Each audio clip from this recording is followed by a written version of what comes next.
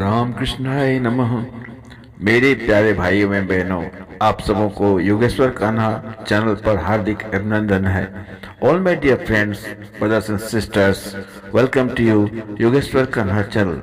भाइयों, आज मैं आपके बीच में वैष्णव राजगोपाल जी के द्वारा प्रवचन को सुनाने जा रहा हूं, जो योग विद्या से संबंधित है। अष्टांग योग क्या है और इसकी विशेषता क्या है, इससे अब क्या मिलेंगे, आपको क्या लाभ मिलेंगे, आप जान पाएंगे। तो सुनिए।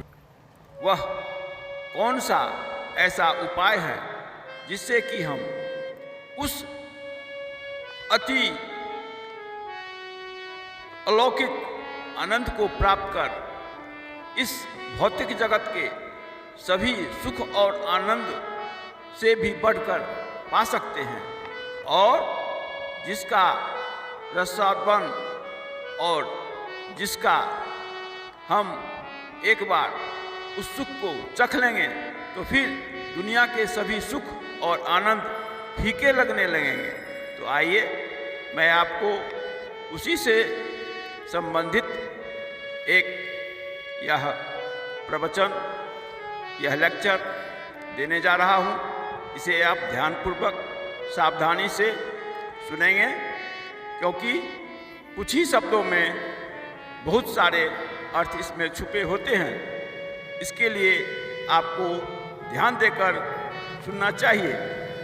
देखिए भाइयों, संसार में कीट पतंग से लेकर बड़े से बड़े शक्तिशाली सम्राट तक हर क्षण तीनों तरह के आध्यात्मिक, आधिदैविक और आधि भौतिक दुखों में से किसी न किसी दुखों की निवृत्ति का ही यत्न करते रहते हैं, फिर भी दुखों से छुटकारा नहीं मिलता। मृगतृष्णा के सदृश प्राणी जिन विषयों के पीछे सुख समझकर प्राप्त करने हेतु प्रयत्नशील रहते हैं, वे प्राप्त होने पर भी पुनः दुखी सिद्ध होते हैं। यह परम सत्य है और अनुभव गम्य है। ब्रह्मांड नायक करुणा सिंधु भगवान श्री कृष्ण अपने सखा और शिष्य अर्जुन को कहते हैं, युक्ताहार विहारस्य युक्त चेष्टस्य कर्मसु युक्त स्वप्न बाबोधस्य योगो भवति दुःखः युक्त स्वप्न अवबोधस्य योगो भवति दुःखः। अर्थात युक्ताहार विहारस्य युक्त चेष्टस्य कर्मसु युक्त स्वप्न अवबोधस्य योगो भवति दुःखः। कहते हैं कि योग से वह संसार के सभी दुख जो हैं सो दूर हो जाते हैं। तो आइए, वह कौन सा योग है, इसी की चर्चा हम आज करने जा रहे हैं। भाइयों, भगवान श्री कृष्ण जी कहते हैं कि मैंने इस राजयोग को सबसे पहले सूर्य से कहा था, और हमारे भारतीय संस्कृति और सभ्यता में जो धार्मिक ग्रंथ हैं उनमें भी यह प्रमाणित होता है कि सूर्य ने ही सबसे पहले इस योग का वर्णन लोगों में किया। याज्ञवल्क जी कहते हैं, हिरण्यगर्भो योगस्य वक्ता न अन्य पुरातन, कि हिरण्यगर्भ ही योग के सबसे पुराने वक्ता हैं। इनसे पुरातन कोई और वक्ता नहीं है। याज्ञवल्क जी हिरण्यगर्भ को यानी सूर्य को योग के गुरु मानते हैं। तो सुनिए कि इस योग में कैसे और किस प्रकार हम सफलता प्राप्त कर सकते हैं। भाइयों, यह योग जो है, यह योग का सही अर्थ है कि मैं स्थूल स्वरूप रूपी एक पिंड हूँ, या मन में संकल्प विकल्प करने वाला चेतन तत्व हूँ। अगर चेतन हूँ तो फिर शरीर से जुड़ा कैसे, यह प्रश्न है। और जब यह स्थूल शरीर शांत हो जाता है तो इसमें रहने वाला वह चेतन कहाँ और किस रूप में रहता है? यही प्रश्न जो है वह मूल विषय है। योग की जिज्ञासा में यही सबसे प्रमुख है। भाइयों, आगे आप सुनेंगे, यह हिरण्यगर्भ किसी भौतिक मनुष्य का नाम नहीं है, बल्कि महत् तत्व के संबंध से सबल ब्रह्म का वाचक है। हिरण्यगर्भ हो जगत अंतरात्मा, यह अद्भुत रामायण में मिलता है। और सांख्य के जो प्रमुख वक्ता हैं कपिल मुनि, वो भी मानते हैं, सांख्यस्य वक्ता कपिल परम ऋषि स उच्यते हिरण्यगर्भो योगस्य भक्ता न अन्य पुरातन। भाइयों, इससे पुराना कोई और वक्ता नहीं है। श्रीमद् भागवत के 5:19-13 में दम ही योगेश्वर योग नैपुणम हिरण्यगर्भो भगवान जगात यत, यानी कि इनसे पुराना कोई योग को जानने वाला नहीं है। तो भाइयों, इस योग के आगे आप जानेंगे कि यह योग कितने तरह के होते हैं। तो संक्षिप्त में जाने कि इस योग को हठ योग भी कहते हैं। अब जाने हठ योग, हकार का अर्थ सूर्य है, यानी पिंगला नाड़ी हठ का अर्थ होता है, और चंद्रमा यानी ईरा नाड़ी, इनके योग को हठ योग कहते हैं। यानी दाएं स्वर से जब प्राणवायु अंदर जाता है और फिर बाएं से निकलता है, फिर बाएं से अंदर जाता है और दाहिने से निकलता है, इस तरह यह जो नाड़ी का, वायु का, प्राणवायु का जो संयोग है, उसे जब योग क्रिया के द्वारा सम किया जाता है तो वही हठ योग कहलाता है। हकारः कीर्तितः सूर्यश्च कार्यचंद्र उच्यते। तो प्राण अपान वायु को मिलाने को हम हठ योग कहते हैं।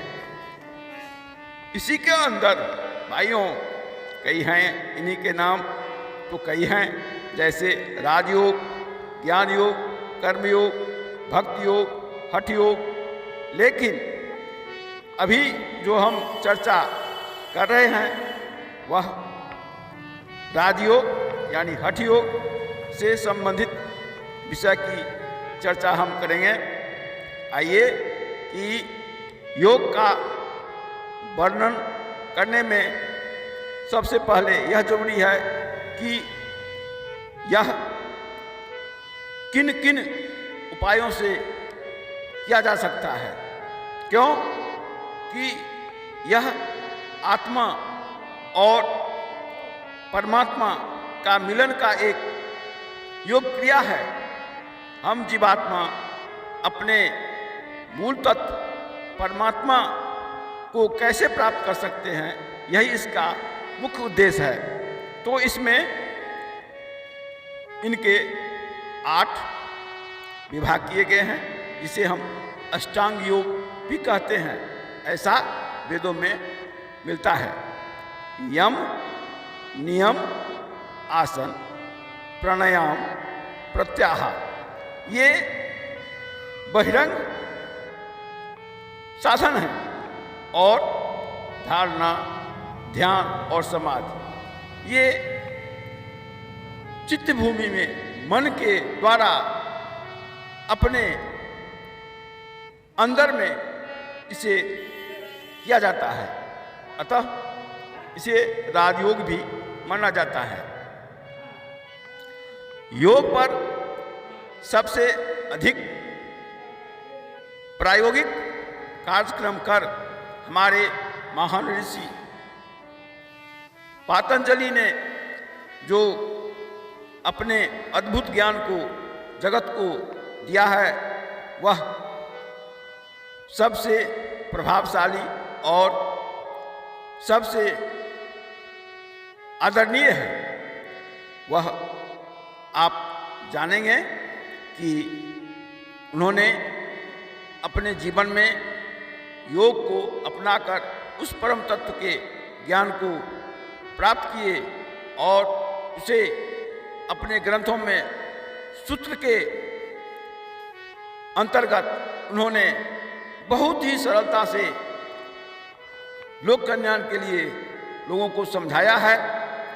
उसी में से हम आज बात करेंगे साधन पाठ, यानी कि आप में वह योग्यता होनी चाहिए।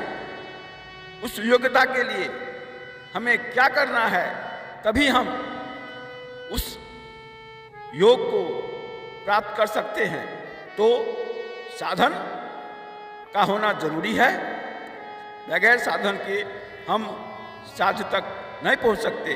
तो भाइये, आप अब आगे का कार्यक्रम सुनेंगे।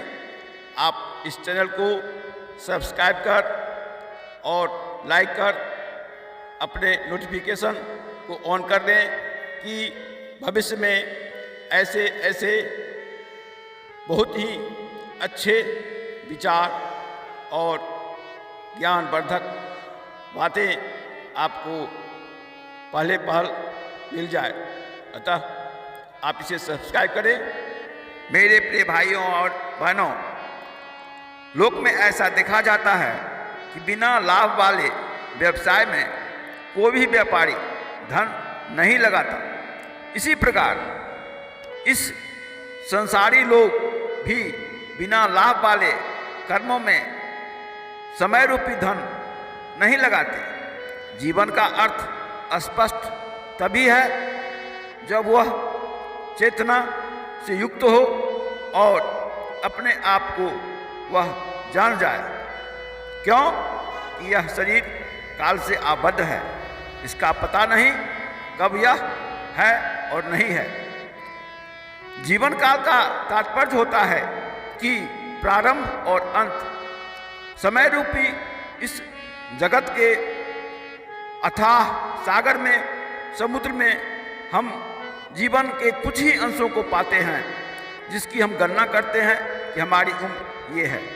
तो हम व्यक्त से व्यक्तता को प्राप्त हुए। इस जीवन काल में हम अगर सचेत होकर के अपने आप को नहीं जान पाए और उस आनंद को प्राप्त नहीं कर पाए, तो हम जन्म जन्मांतर में इसी तरह भटकते रहेंगे, हम कष्टों को झेलते रहेंगे। अतः आपके हमारे अंदर जो आनंद छुपा है, वह आनंद चिरस्थायी रूप से हमें प्राप्त हो जाए, यही हमारा उद्देश्य है, यही हमारे जीवन का असल ध्येय है, यही इष्ट है। भाइयों, जैसे घने बादलों के मध्य बिजली की छटा रोशनी मात्र कुछ क्षण के लिए ही होते हैं, किंतु उससे रात का अंधेरा नाश नहीं होता।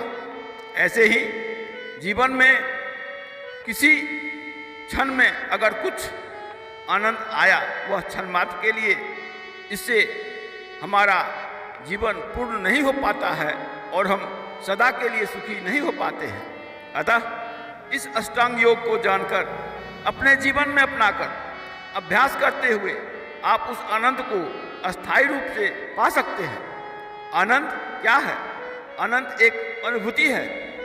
इसे हम बाजार में खरीद नहीं सकते, इसे हम एक अकाउंट से दूसरे अकाउंट में ट्रांसफर नहीं कर सकते। यह एक भगवत प्राप्त एक दुर्लभ वस्तु है, जो भगवान की कृपा से ही प्राप्त होती है। आप प्रयास करें, भगवान तो आपको देने के लिए सतत तैयार हैं, उनमें उनका दोष नहीं है, दोष मेरा है। भाइयों, अब आगे की बात सुनेंगे। संसार के समस्त व्यवहार का केंद्र क्या है?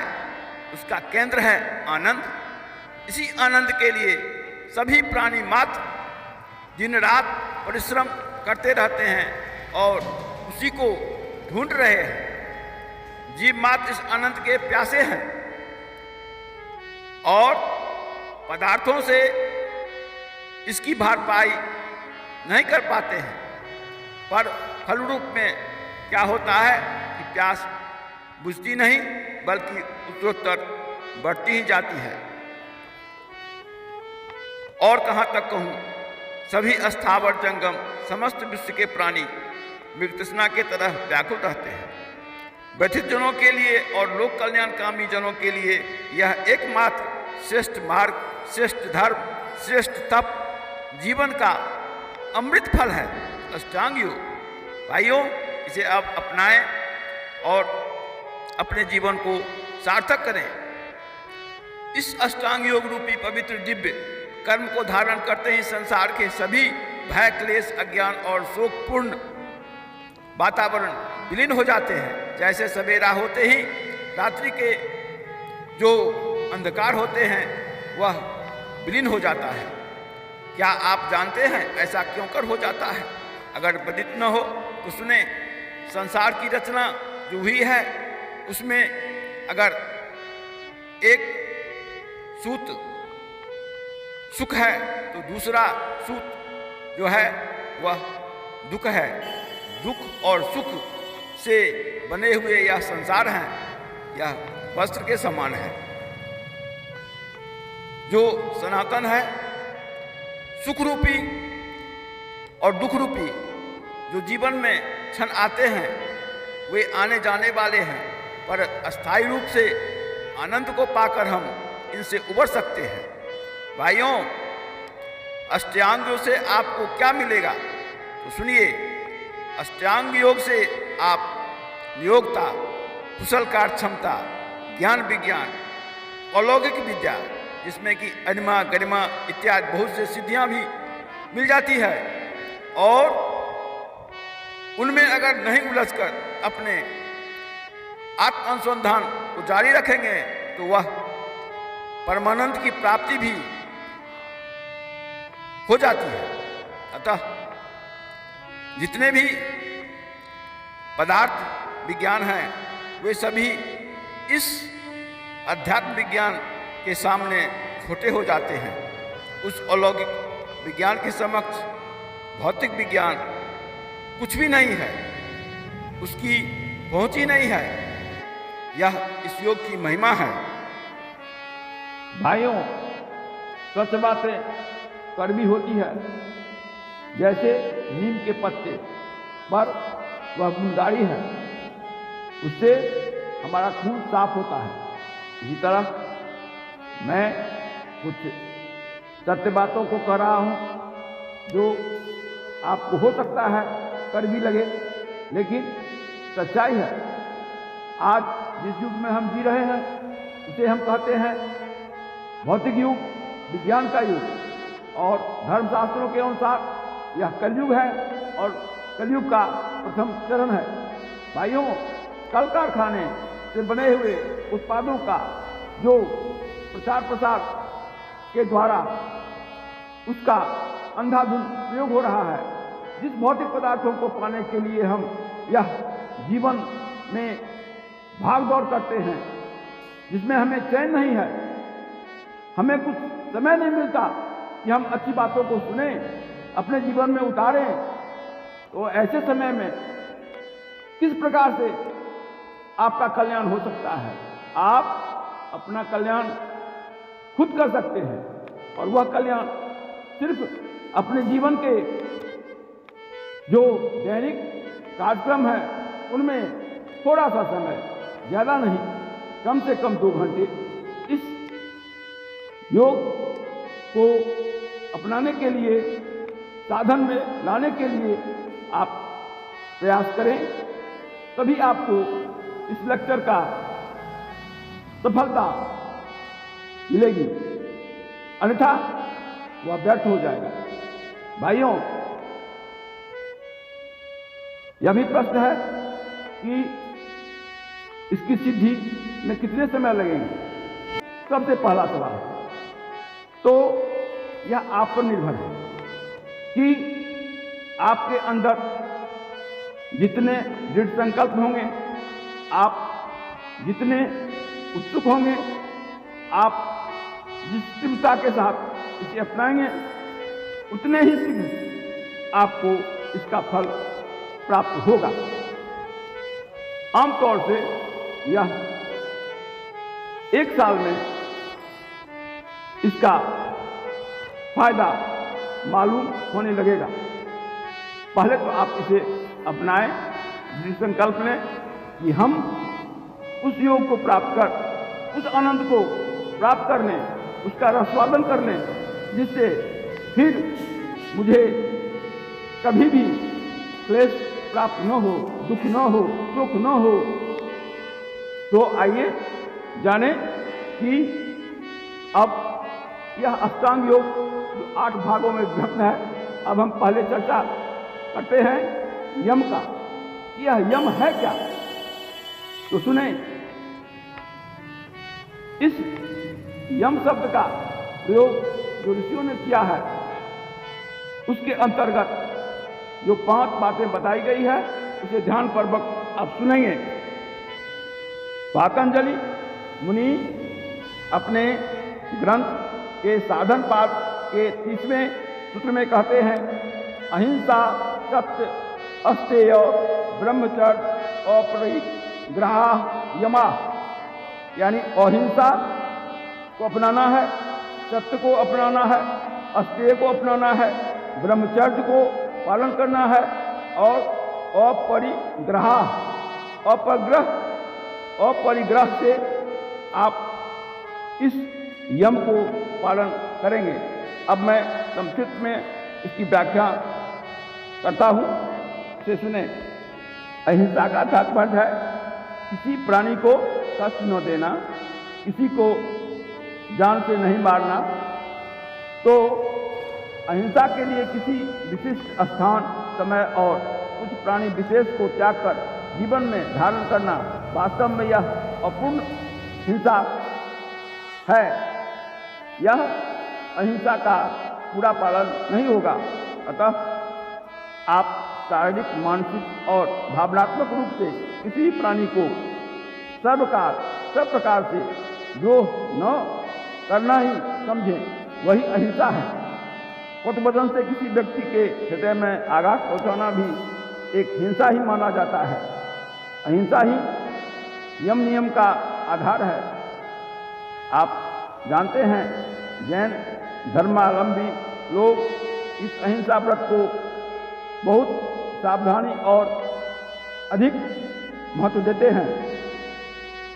किसी प्राणी के मौलिक अधिकार और स्वतंत्रता को जब किसी स्वार्थी व्यक्ति द्वारा आघात किया जाए या भंग किया जाए, तो वह भी एक हिंसा ही है, वह अहिंसा का विपरीत है। अब जाने कि सत्य क्या है। देखिए, सत्य तो सभी समय में, हर अवस्था में ग्रहण करने योग्य है। देश काल की उपेक्षा कर आप सत्य बोलते हैं तो यह ठीक नहीं है। तीनों कालों में आप हर जगह सत्य को धारण करें, तभी आप सत्य के अनुयायी हैं और सत्य व्रत का पालन करते हैं। सत्य के परिभाषा में यह कहना कि अधिक सही होगा कि हमारे इंद्रियों से जो अनुभव प्राप्त होते हैं, हम उसे उसी प्रकार अगर व्यक्त करते हैं तो वह वचन सत्य कहा जाता है। सत्य का 3 रूप है। शरीर से सत्य के कर्मों में लगा रहना, यह शरीर का सत्य है। वाणी से कहना वाणी का सत्य है और विचार में लाना मन का सत्य है। अहिंसा तीनों काल में सत्य होता है। सत्यमेव जयते, यह हमारे ग्रंथों में, वेदों में वर्णित है। सत्य की ही जीत होती है। भाइयों, हमारे भारतवर्ष के सभी रुपये पर यह वेदवाक्य मुद्रित है, क्योंकि यह परम सत्य है। अब जाने भाइयों, अस्तेय क्या है? इसके बारे में जानेंगे। और अस्तेय का अर्थ है कि अस्तेय से दूर रहना। अस्तेय क्या है? तो जो धन या जो द्रव्य या जो वस्तु आप देखते हैं, जैसा दिखाई दे रहा है वह दृश्य है। अतः अस्तेय का अर्थ है कि अपने परिश्रम से अधिक अन्यायपूर्वक जो व्यक्ति अपने परिश्रम की कमाई मात्र में ही संतोष रखता है, वह अस्तेय का यम का पालन करता है। साधु पुरुष सर्वथा इसका पालन करते हैं। यह अस्तेय रूपी मन जो है वह मन में लोभ और राग से उत्पन्न होता है। अष्टांग योग के साधक के लिए यह बहुत जरूरी है। इसे सावधानी पूर्वक ग्रहण करना चाहिए और व्यवहार में भी लाना चाहिए। अब आगे हम बात करते हैं ब्रह्मचर्य। ब्रह्मचर्य एक महान तप है। इसके साधन से योगी सरलता से अपने लक्ष्य को प्राप्त कर लेते हैं। यह ब्रह्मचर्य तो अत्यंत शीघ्र फलदायी हो जाता है। जो अपने जीवन में अपनाते हैं, इससे वह लंबी आयु, बल, शुद्ध बुद्धि, विवेक, तेज और पराक्रम को प्राप्त करते हैं। यह सत्य है। वास्तव में इसका अर्थ है ब्रह्म के आचरण को धारण करना। यह ब्रह्म प्रकृति और पुरुष के गुणों से संयुक्त है। प्रकृति अपने नियमों के अधीन रहकर पुरुष के प्रयोजन को पूर्ण करने के हेतु सर्वदा क्रियाशील रहती है। अतः इसी आचरण को जब हम कोई साधक अपने जीवन में पालन करते हैं तो वह ब्रह्मचारी कहलाते हैं।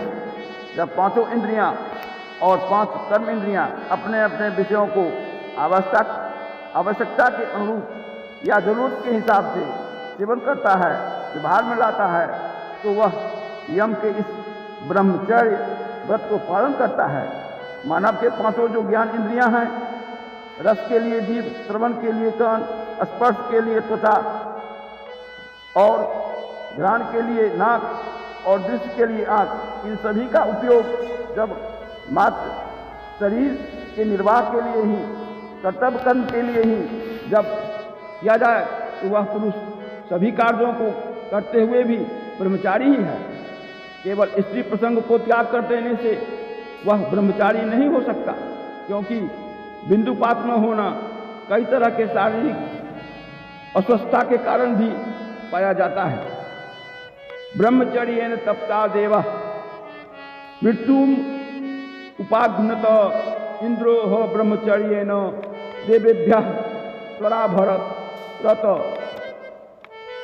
ब्रह्मचर्य के तप से ही देवताओं ने काल को जीता है। इंद्र निश्चय ही ब्रह्मचर्य द्वारा देवताओं में श्रेष्ठ बना है। यह अथर्ववेद में वर्णित है।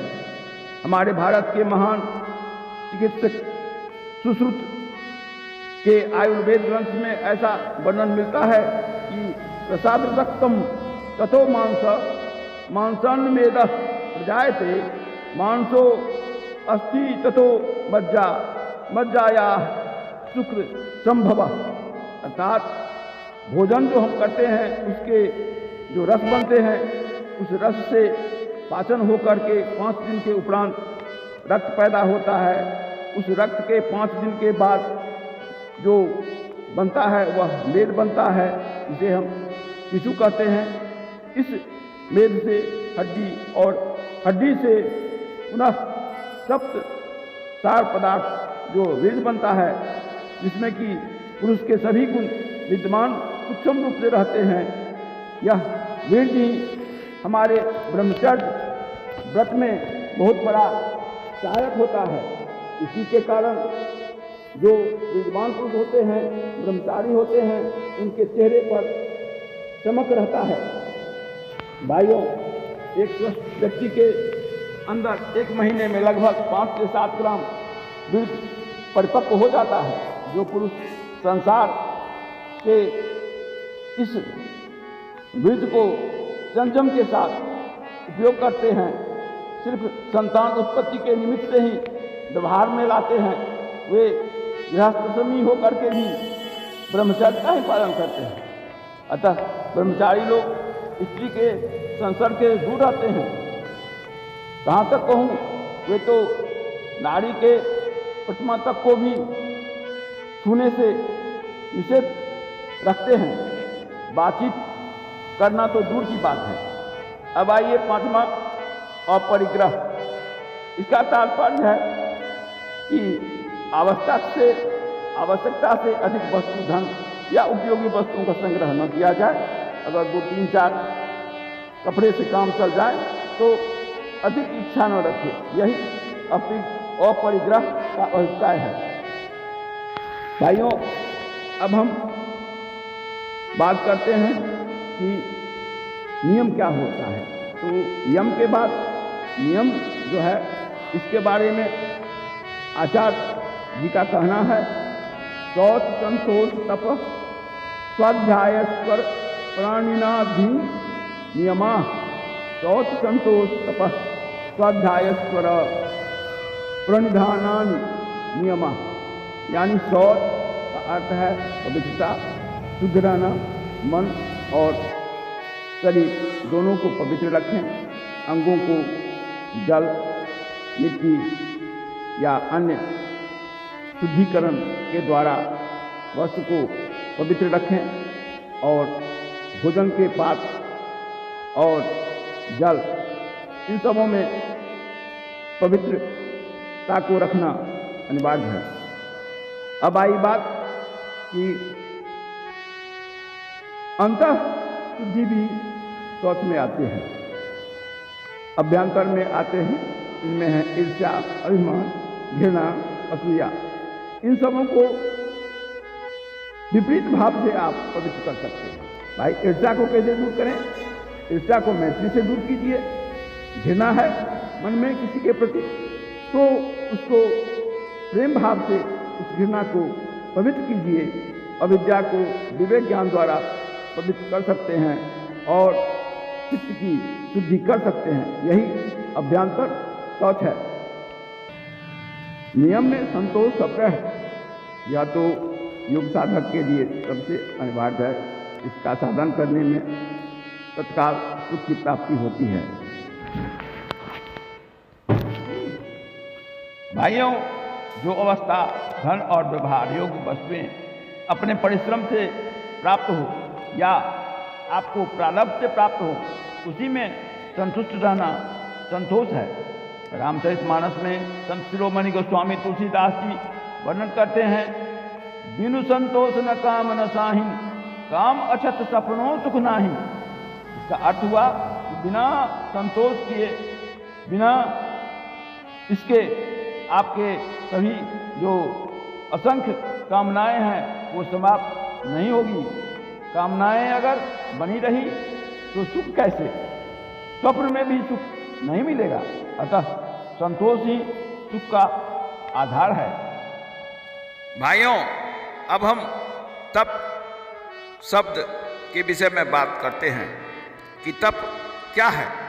भाइयों, शरीर, प्राण और सभी इंद्रियों और मन के सहित जब हम अपने लक्ष्य के लिए, अपने इष्ट के पूर्ति के लिए हम लग जाते हैं, उसमें अभ्यास करते हैं, उसे प्राप्त करना चाहते हैं, ऐसे अवस्था में आप चाहे सर्दी हो, गर्मी हो, भूख प्यास, सुख दुख, हर्ष शोक, मान अपमान, ये सब आ जाने पर भी आपके मन में उद्विग्न न हो। जिन उपायों से यह हमारे मन को प्रभावित न करे, उस क्रिया को हम तप कहते हैं। ये तप भी 3 तरह के होते हैं, सात्विक, राजस और तामस। लेकिन हम जिस उद्देश्य के लिए, आत्मज्ञान के लिए, आत्मानंद के लिए जो प्रयास कर रहे हैं, यह अनुष्ठान कर रहे हैं, वह सत प्रधान ही तप आवश्यक है। राजसी और तामसी तप को त्याग करना जरूरी है। अतः आप गीता के 16वें अध्याय के पहले श्लोक में पाएंगे, अभयम सत्व संशुद्धि ज्ञान योग व्यवस्थित दानम दमश्च यज्ञश्च स्वाध्यायस तप आर्जवम। और रामचरितमानस में गोस्वामी तुलसीदास जी कहते हैं, तप बल विप्र सदा बड़ियारा, यानी विप्र अपने तप बल से ही सबसे प्रभावशाली और शक्तिशाली होते हैं। भाइयों, पुण्य कर्म करने में कई प्रकार के विघ्न बाधाएं कष्ट आते हैं जो इंद्रियों को विचलित करते हैं। इन व्यथित करने वाले जो वातावरण आते हैं उनको आप अपने मन में, अपने शरीर पर उसके प्रभाव को नेग्लेक्ट करें, उसे स्वीकार न करें। आपका मन अपने इष्ट में लगा रहे, यही उद्योग आपका तप है। अब आइए, स्वाध्याय क्या है? अपने विषय में चिंतन करना कि मैं कौन हूं, यही स्व अध्याय है। शुभ कर्मों के लिए जो ज्ञान अर्जित किया जाए, जो राग द्वेष को समाप्त करने योग्य हो, ऐसे ही ग्रंथों को हम पढ़ें, उनका हम अनुकरण करें, धारण करें। वेद, उपनिषद और न्याय शास्त्र, नीति शास्त्र इत्यादि का अध्ययन स्वाध्याय के अंतर्गत आते हैं। आत्मचिंतन ही वास्तव में स्वाध्याय है। अब आइए, ईश्वर प्रणिधान। आपके पास जो भी भौतिक रूप से या इंद्रिय जनित अनुभव और शरीर से उपयोग योग्य जो भी सामग्री हैं, वो सभी परमात्मा की दी हुई वस्तु है। अतः हम अपने शरीर के साथ अपने मन, बुद्धि इत्यादि जो भी वस्तुएं हैं हमारे पास, उन सबों को भगवान के श्री चरणों में समर्पित कर दें, अर्पण कर दें। यही ईश्वर प्रणिधान है। यह शरणागत भाव है। यह बहुत ही अति महत्वपूर्ण है। इसके अभाव में हमें अहंकार हो जाना निश्चित है। अतः अहंकार से बचने के लिए हम इन वस्तुओं में राग न रखें और इसे भगवान के चरणों में सदा के लिए समर्पित कर दें। भाइयों, अब हम आसन की बात करते हैं। शरीर के द्वारा जो अष्टांग योग नामक क्रिया योग है, उसका संपादन आसन से किया जाता है। यह क्रिया योग न लेटकर, न खड़ा होकर, न चलते फिरते किया जा सकता है। इस क्रिया के लिए सबसे उपयुक्त विधि है शरीर को स्थिर रखते हुए, तनाव मुक्त रखते हुए और बैठकर ही यह संभव हो सकता है। अतः पद्मासन जो है वह इस पुण्य कर्म को करने के लिए उपयुक्त है।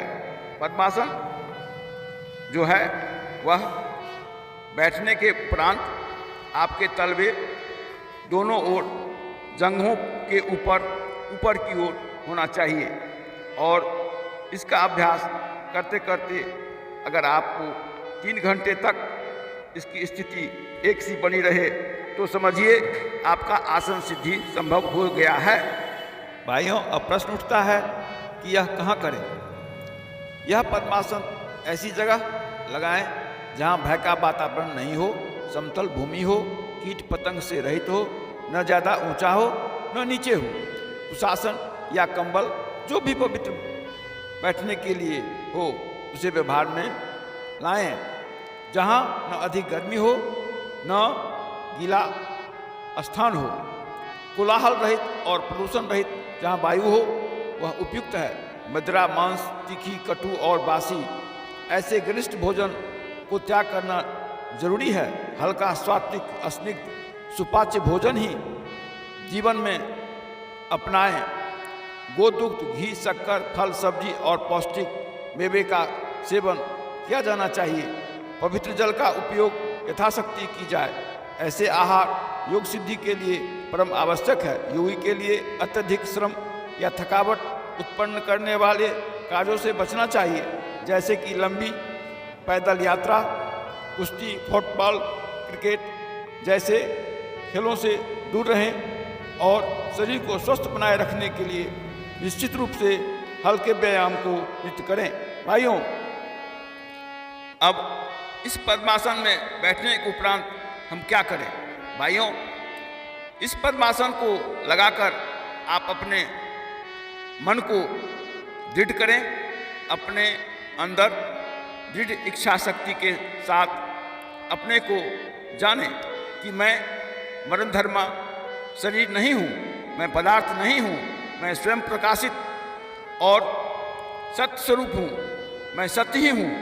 इस विचार को बारंबार मन में लगाएं। यह क्रिया तब तक होनी चाहिए जब तक चित्त अस्थिर न हो जाए, अर्थात सभी इंद्रियां बाहर के विषयों का चिंतन करना छोड़ दें। आधार के लिए सत्य को ही प्राण में प्रतिष्ठित किया जाए और मैं सत्य हूँ, मैं सत्य हूँ, ऐसा अनुसंधान करते रहना चाहिए। जब प्राण में सत्य प्रतिष्ठित हो जाए तो प्राणायाम के विधि से उसे धीरे धीरे सूक्ष्म किया जाना चाहिए। प्राणायाम भाइयों कई तरह के होते हैं। साधक के शरीर के शक्ति के अनुसार और गुरु के निर्देश में इसे करना चाहिए। सबसे अच्छा और श्रेष्ठकर अनुलोम विलोम है। इसे आप कर सकते हैं, इसमें कोई दोष नहीं है। शरीर के जितने भी मल हैं वे सभी नष्ट हो जाते हैं, आरोग्य की प्राप्ति होती है और आपका प्राणवायु आपके बस में होने लगता है। आपको वह कार्य क्षमता और ध्यान करने का सामर्थ्य प्रदान करता है। जब 1 मिनट में एक ही श्वास प्रश्वास होने लगे तो यह प्राणायाम की दूसरी अवस्था समझें। विशेष जानकारी के लिए आप किसी योग गुरु से शिक्षा लें। अब आइए प्रत्याहार। भाइयों, प्रत्याहार क्या होता है तो जानिए। प्राणायाम के अभ्यास से धीरे धीरे मन की चंचलता यानी इंद्रियों में जो बाहर के विषयों का चिंतन आ जाता है, उन चेष्टाओं को आप प्रत्याहार के द्वारा दूर कर सकते हैं। यानी मन में जो भटकाव आता है उसे समाप्त करें। आपका मन धीरे धीरे अंदर की ओर अपने स्व अनुधान मैं कौन हूँ इस विषय में चिंतन करें और इसके लिए आप उस विषय के विपरीत जो दिशा होती है उसकी ओर अपने मन को ले जाएं। मैं आपको बताता हूँ कि जैसे घड़ी की सुई बाईं से दाईं ओर घूमती है, इसके विपरीत जब वह दाहिनी से बाईं ओर की घूमने लगे तो यह इसकी विपरीत दिशा है। इसी तरह जैसे कि आप आगे बढ़ते हैं, लेकिन अगर आप बिना मुड़े पीछे की ओर बढ़ते हैं, लौटते हैं, तो यही प्रत्याहार है। यानी चित्त में जो भाव आते हैं, जो विचार आते हैं, उन विचारों को पलटकर उसके विपरीत दिशा की ओर चित्त में भाव को लाना ही प्रत्याहार है। अतः यह बहुत आवश्यक है, क्योंकि यह जो इंद्रियां हैं वो बहिर्मुखी होते हैं स्वभाव से ही। ऐसा शाश्वत और सदा से हो आया है, इसे बदलना जरूरी है। यही साधन है और यही योग का सबसे कठिन कार्य है। अब आइए, जब आपका मन और इंद्रियां वशीकार होने लगे तो अब आप धारणा को धारण करें। धारणा क्या होता है? जब मन वशीकार हो जाए, चित्त में मन लग जाए और उस चित्त में स्थापित होने के बाद आप 5 जो विभाग बताए गए हैं पूर्व में, धारणा, ध्यान और समाधि। ये पूर्व में बताए हुए 5 विभाग के बाद का यह शब्द है धारणा, कि अपने लक्ष्य या इष्ट को अब आप अपने चित्त भूमि में स्थापित करें। वह कोई चित्र हो सकता है, कोई दीपक की लौ हो सकती है, और या कोई बिंदु भी हो सकता है। इसके अभ्यास से, इस धारणा के बल से कई प्रकार की सिद्धियां प्राप्त होती है। धारणा के परिपक्व होने पर ध्येय विषय के प्रयोजन को साक्षात करा देता है। यह साक्षात होने पर वस्तु का स्पष्ट ज्ञान प्राप्त होने लगता है। इसके लिए पहले स्वयं की स्थिति की जानकारी प्राप्त करना अत्यंत आवश्यक है। ध्यान से चित्त में जो पूर्व में किए हुए जाने अनजाने में अविद्या रूपी जो मल है वह समाप्त हो जाता है। हम शरीर नहीं चेतन है, इस भाव से पदार्थों में शरीर में अहम भाव है वह नष्ट हो जाता है। मुख्य रूप से यही ध्यान योग क्रिया का फल है। इसके लिए सर्वसुलभ आधार बिंदु साधना है। अपने भ्रुकुटी के मध्य में ललाट में एक सूक्ष्म प्रकाशमान बिंदु को ध्यान करें और इसे चिरकाल तक मन को इसमें स्थिर रखें। चित्त में विक्षेप उत्पन्न करने वाले संस्कार आए तो उन्हें मिटा दें और पुनः पुनः इस धारणा को करते रहें। ऐसे करने से आपके मन और चित्त वशीकार होने लगेंगे और इससे कई प्रकार के सिद्धि प्राप्त होते हैं। जैसे हजारों मील की दूरी पर स्थित किसी दृश्य को देख लेना, प्राणी के सभी भाषाओं को समझ लेना, अपने शरीर को भारी और हल्का बना लेना, ये सभी धारणा का ही फल है। इसे संयम भी कहते हैं। ये लौकिक चमत्कार योग साधक के लिए बाधक भी बन जाते हैं। अतः इस ओर ध्यान न दें, इसके जाल में न फंसे। योगी का लक्ष्य है अपने स्वरूप में अवस्थित होकर उस परमानंद को प्राप्त करना जो आपके परमपिता ने आपके हृदय में, आपके चित्त में पूर्व से ही दे रखा है। उस पर तो अज्ञान के मलरूपी आवरण के कारण हम उन्हें नहीं जान पाते हैं। इस योग से हम चित्त को शुद्ध कर उस आनंद को प्राप्त कर लेते हैं। मैं हाथ नहीं, मैं पाँव नहीं, मैं आँख नहीं, मैं जल नहीं, मैं अग्नि नहीं, मैं आकाश नहीं, मैं शब्द नहीं। इस तरह से अपने मन को इन वस्तुओं से दूर रखकर अपने इष्ट में, अपने लक्ष्य में ध्यान को रखें कि मैं इन सबों से उत्कृष्ट स्वयं प्रकाशमान अद्वितीय ज्ञान स्वरूप हूँ। यह बुद्धि और यह संकल्प ही आपको आगे का रास्ता दिखाएगा। मेरा कोई दूसरा उपमा नहीं है, मेरा किसी से तनिक भी संसर्ग नहीं है, मैं असंग हूँ। इसी असंगता की पूर्णता से अनंत की प्राप्ति होती है।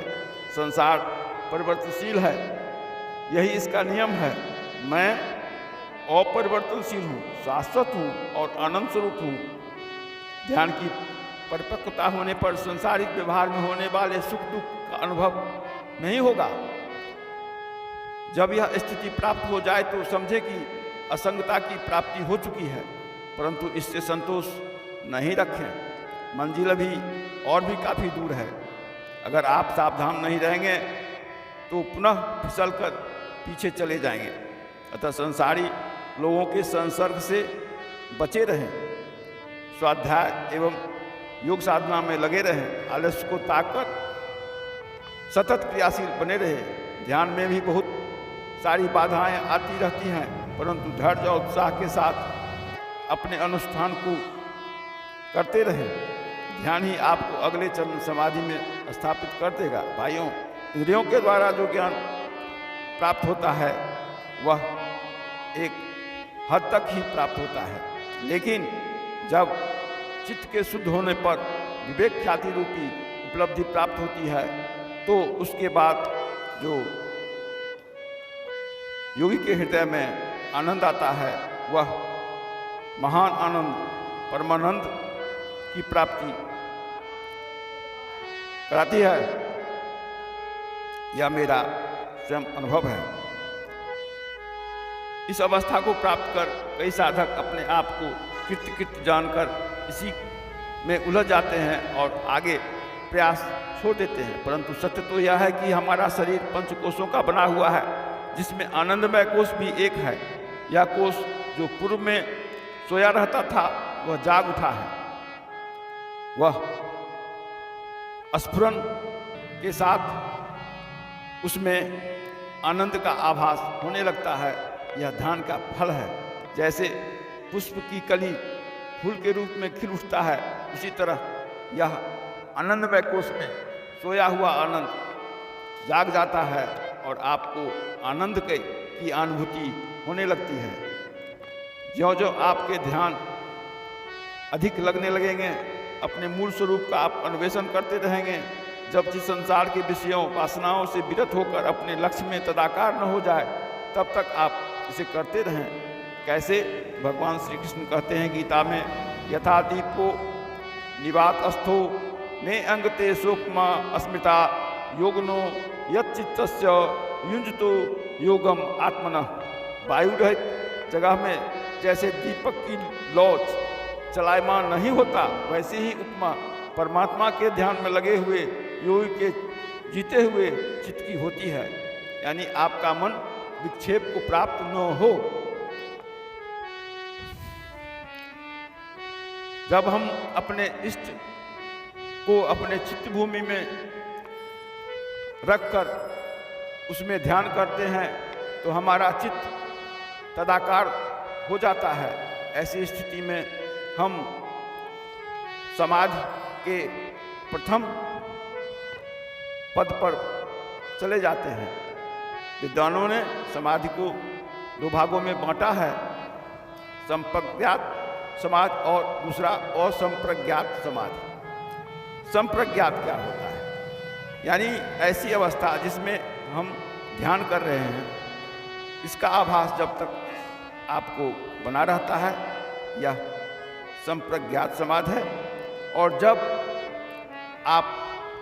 हम ध्यान कर रहे हैं, इसका भी आप जब त्याग करते हैं, जिसमें आपका व्युत्थान नहीं होता है, आपकी समाधि भंग नहीं होती है, तो ऐसी अवस्था को हम असंप्रज्ञात समाधि कहते हैं। इस अवस्था को बढ़ाने से, आदरपूर्वक करने से और धैर्य के साथ करने से आपके हृदय में आत्म और अनात्म वस्तु को जानने की सामर्थ्य प्राप्त होने लगती है। और विद्वानों ने इसे विवेक ख्याति नामक उपलब्धि से भी परिभाषित किए हैं। इस विवेक ख्याति नामक स्थिति को प्राप्त होने पर साधक जड़ चेतन के रहस्य को समझ लेता है, सत्य और असत्य को जान जाता है। समाज की सबसे ऊंची अवस्था और संप्रज्ञात समाधि है। इसको प्राप्त कर योगी बहुत दिनों तक भी एक ही स्थिति में बने रहते हैं। अपने आत्मा का अनुभव चित्त में करने लगते हैं। यह व्यक्त करने की बात भाइयों नहीं है, यह अनुभव गम ही है। जैसे पके आम के स्वाद को पानी से वर्णन नहीं किया जा सकता है, उसी तरह यह स्वयं अनुभव की बात है। इंद्रियों के प्राप्त सभी सुख आनंद फीके लगने लगेंगे। यह आत्मानंद की अनुभूति का रहस्य है। योगी का या साधक का ईश्वर प्रणिधान इन अष्टांग योग से प्राप्त बोध और ज्ञान को भी भगवान परमपिता के चरणों में समर्पित कर देना चाहिए। ऐसा करने से साधक भूतकाल, वर्तमान काल और भविष्य काल में भी अपने को अनुपस्थित नहीं पाता है। उसके लिए न भूतकाल है, न वर्तमान काल है, न भविष्य काल है। वह अपने में सभी कालों को कल्पित देखने लगता है। भला ऐसी स्थिति में उसके लिए मृत्यु और अमृत शब्द का क्या अर्थ रह जाएगा? ऐसा योगी स्वयं कुछ न करता हुआ भी सभी कर्मों का साक्षी स्वरूप से दृष्टा स्वरूप से हमेशा वर्तमान ही रहता है। जैसे आकाश में बादल, बिजली, ताप, ग्रह, नक्षत्र होने पर भी वह लिपायमान नहीं होता, उसी प्रकार योगी इस अवस्था को प्राप्त कर संसार के किसी कर्मों से लिप्त नहीं होता है। सभी कर्मों को करते हुए भी वह असंगता को ही प्राप्त किए रहता है। वह सभी कर्मों का मात्र साक्षी होता है। भाइयों, अगले प्रवचन में हम बताएंगे कि कुंडली जागरण से क्या लाभ होते हैं और इस अष्टांग योग में उसकी क्या महत्ता है। हरिओम तत्सत। भाइयों बहनों, आप प्रसन्न रहे, स्वस्थ रहे। मैं आशा करता हूं कि पुनः आपसे मुलाकात होगी। जय हिंद, जय योगेश्वर, जय कृष्ण। ओम।